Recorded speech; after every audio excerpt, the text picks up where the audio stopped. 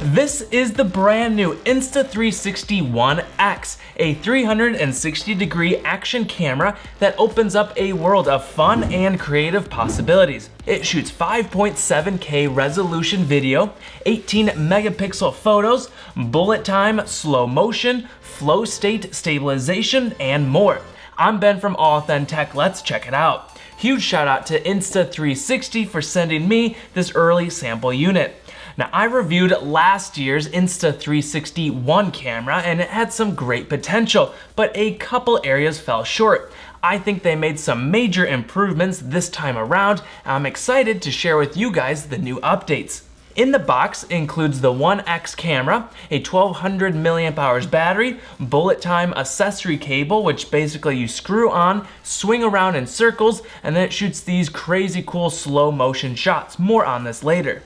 Also included is this nice protective carrying pouch. It's well padded, plus a lanyard. I appreciate these little bonuses they include. It feels like a lot of other companies nowadays find every possible way to cut corners. Lastly, there's multiple USB cables included. These are for charging and connecting to your phone for app control and transferring files. The camera is really nice and comfortable to hold. It's impressive how compact they were able to size this thing down. It easily fits into your pocket or anywhere, yet capable of shooting 5.7K 360 video. It has that soft touch, plastic-like rubber feel, which I always like, dual lenses, one on each side, battery compartment, 1/4-20 tripod mount directly on the bottom. This is fantastic to see. No silly cases or adapters needed for simple tripod mounting.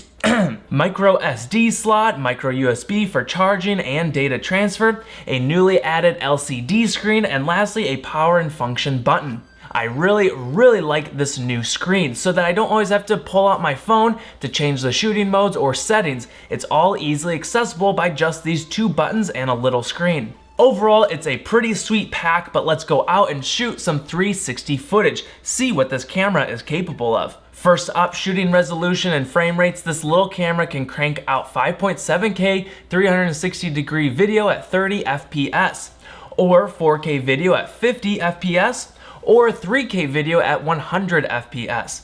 Now yes, the major caveat, this high resolution video is sort of being stretched out in all 360 degrees. So thus, when we later crop in, say a 16:9 section, we're sadly not getting a full 4K video export. This is a slight bummer in my book, but not a deal breaker. I need to remind myself I'm in a small percentage of people who actually consume and produce videos in all 4K. Most people out there are watching just on their mobile phones and devices where 1080p is just fine. So filming in 360 degrees is always fun and unique experience because it's semi-bleeding edge. The concept of capturing just everything around me, never needing to worry about which direction the camera is facing, and then later in editing, I can point the camera anywhere and have super smooth, stable, cinematic video. It's kind of a game changer. They call it shoot first, point later, and I like how easily that sums it up. Now, on that note of stabilization, Insta360 has really stepped it up here.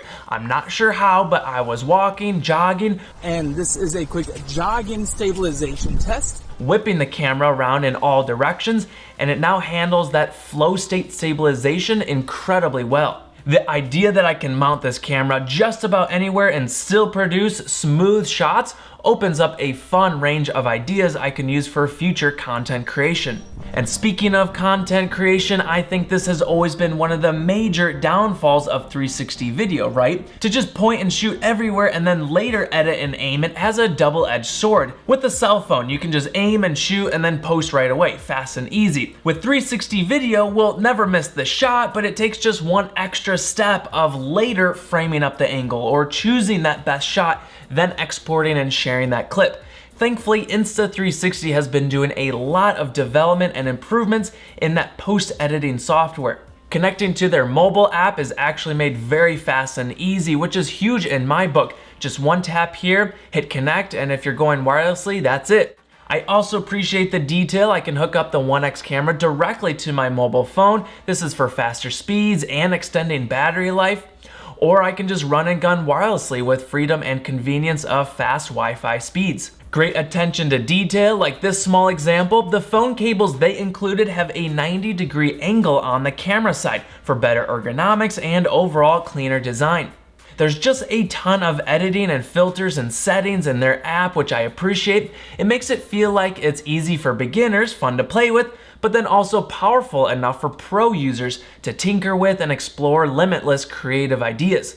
There's smart object tracking and pivot points, even a way to point and aim your camera around the scene after the recording has taken place. This is a clever and interesting idea. They have full-fledged desktop software as well. One thing to note, just remember that if you add lots of edits on top of a clip, it's non-damaging, meaning we can always go back and edit the original, reset the edits, and make new, fresh changes.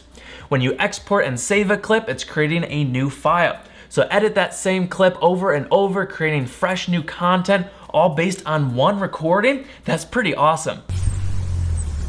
And this is a quick audio test on the new Insta360 1X. How does the sound sound?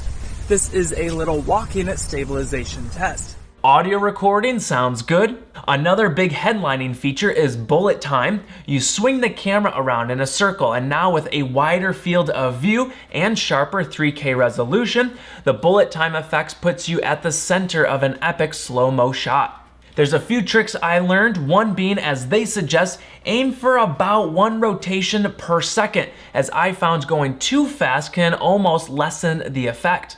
Also, there's a few optional accessories they offer, like the bullet time handle. This is kind of like stepping up your swinging game. It screws onto the selfie stick and swings freely around without worries of tangles.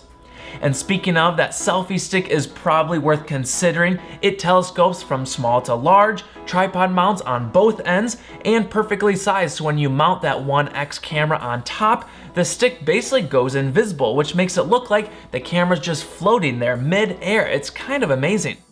It's basically like a floating camera, which is pretty crazy. Both my hands are free. It's like, oh, you want to come along on this journey? Yeah, let's go.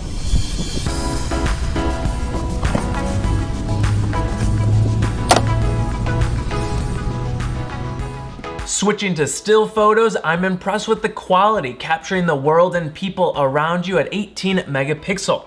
It also has this new HDR feature, which I shot a couple side-by-sides, and the differences are major. The tone mapping and dynamic range from the bright sunlights to the dark shadow areas, and everything in between looks well exposed.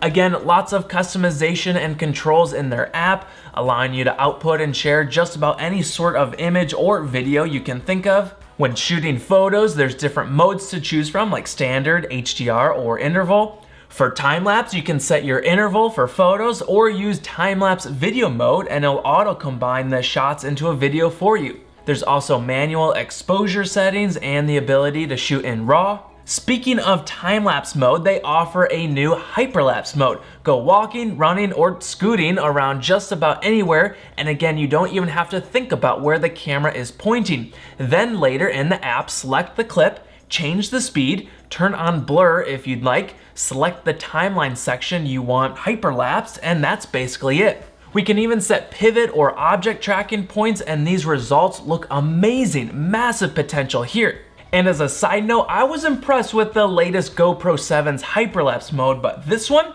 I think it's putting up a good fight. I'm not sure which one I like better. Let me be honest, I feel like I'm just covering the tip of the iceberg here, and this camera and tech has a ton of potential. I'll definitely keep experimenting with it, so stay tuned for future videos. And maybe even a GoPro Hero 7 video versus this 1X camera. That'd be super interesting. Let me know if you guys want to see that in the comments. Pricing on the 1X is currently $399, which I found very competitive and interesting since that new GoPro 7 is the exact same price. Which camera do you think has more capabilities? We might have to do that camera comparison shootout.